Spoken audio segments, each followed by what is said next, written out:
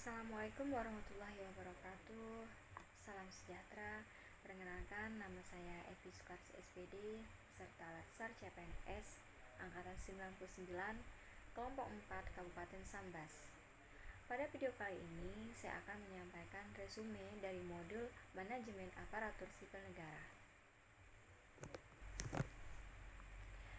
Kedudukan, peran, hak dan kewajiban, dan kode etik ASN. Kedudukan ASN. Manajemen ASN adalah pengelolaan ASN untuk menghasilkan pegawai ASN yang profesional, memiliki nilai dasar, etika profesi, bebas dari intervensi politik, bebas dari praktik korupsi, kolusi, dan nepotisme. Manajemen ASN lebih menekankan kepada pengaturan profesi pegawai sehingga diharapkan agar selalu tersedia sumber daya aparatur sipil negara yang unggul selaras dengan perkembangan zaman. Berdasarkan jenisnya, pegawai ASN terdiri atas 1. Pegawai negeri sipil (PNS). 2. Pegawai pemerintah dengan perjanjian kerja (P3K). Peran ASN. Untuk menjalankan kedudukannya tersebut, maka pegawai ASN berfungsi sebagai berikut. 1. Pelaksana kebijakan publik. 2. Pelayan publik. 3. Perekat dan pemersatu bangsa. Selanjutnya, pegawai ASN bertugas 1.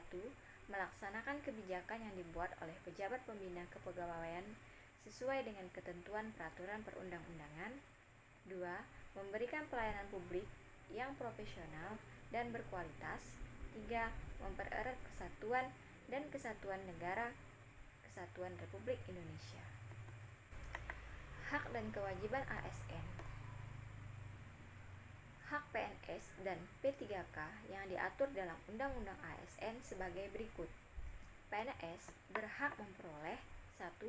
Gaji, tunjangan, dan fasilitas. 2. Cuti. 3. Jaminan pensiun dan jaminan hari tua. 4. Perlindungan. Dan 5. Pengembangan kompetensi.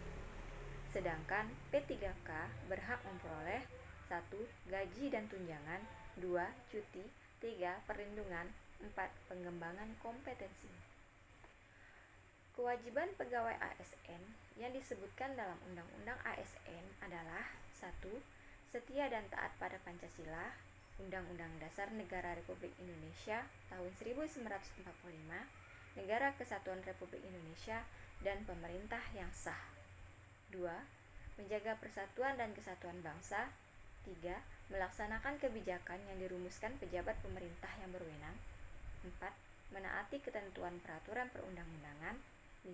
Melaksanakan tugas kedinasan dengan penuh pengabdian, kejujuran, kesadaran, dan tanggung jawab. 6. Menunjukkan integritas dan keteladanan dalam sikap, perilaku, ucapan, dan tindakan kepada setiap orang, baik di dalam maupun di luar kedinasan. Kode etik dan kode perilaku ASN. Kode etik dan kode perilaku ASN berisi peraturan perilaku agar pegawai ASN 1. Melaksanakan tugasnya dengan jujur, bertanggung jawab, dan berintegritas tinggi. 2. Melaksanakan tugasnya dengan cermat dan disiplin. 3. Melayani dengan sikap hormat, sopan, dan tanpa tekanan. 4. Melaksanakan tugasnya sesuai dengan ketentuan peraturan perundang-undangan.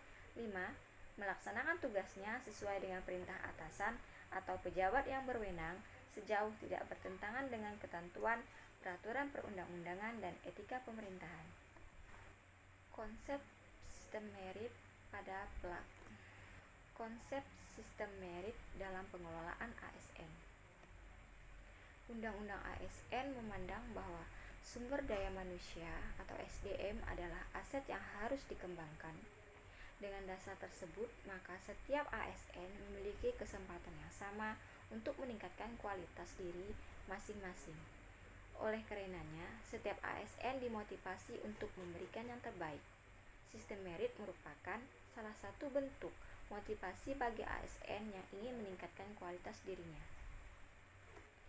Sistem merit adalah kebijakan dan manajemen ASN yang berdasarkan pada kualifikasi, kompetensi dan kinerja secara adil dan wajar dengan tanpa membedakan latar belakang politik, ras, warna kulit, agama, asal-usul, jenis kelamin, status pernikahan, umur, atau kondisi kecatatan. Kelembagaan dan jaminan sistem merit dalam pengelolaan ASN. Sistem merit dalam prinsip utama dalam Undang-Undang ASN, bahkan undang-undang ini juga menyediakan aturan kelembagaan untuk menjamin keberadaan sistem merit dalam pengelolaan ASN. Lembaga-lembaga tersebut adalah 1.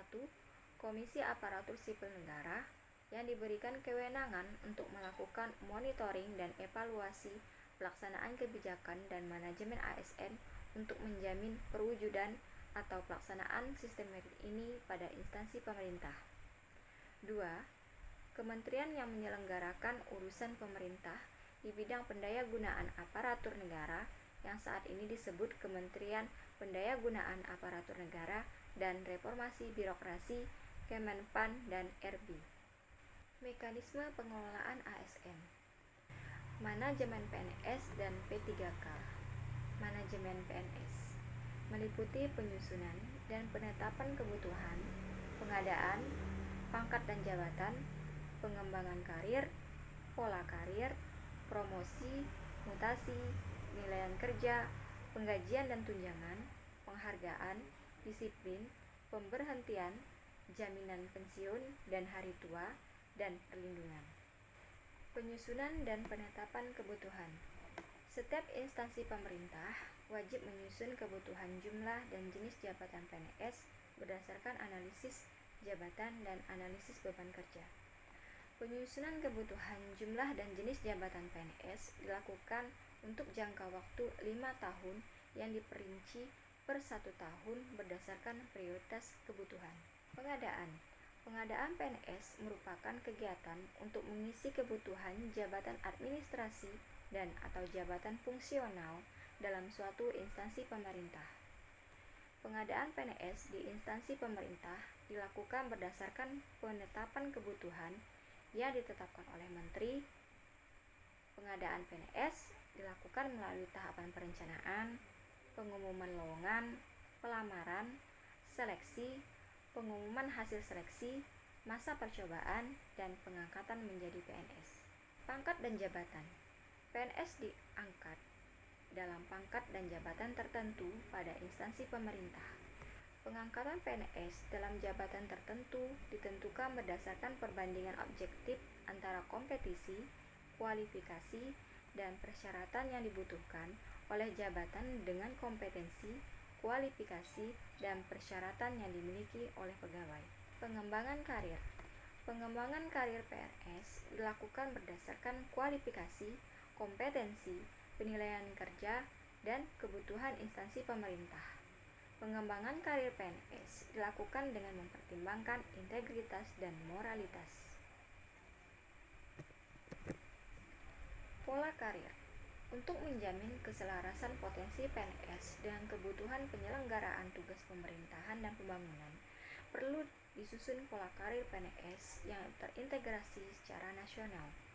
Setiap instansi pemerintah menyusun pola karir PNS secara khusus sesuai dengan kebutuhan berdasarkan pola karir nasional. Promosi.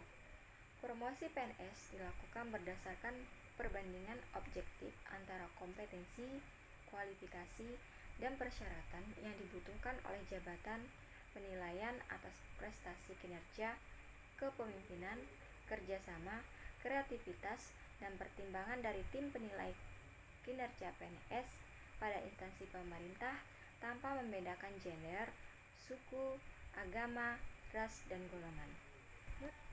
Penilaian kinerja PNS dilakukan berdasarkan perencanaan kinerja pada tingkat individu dan tingkat unit atau organisasi dengan memperhatikan target, capaian, hasil, dan manfaat yang dicapai, serta perilaku PNS. Sekian dari saya, terima kasih.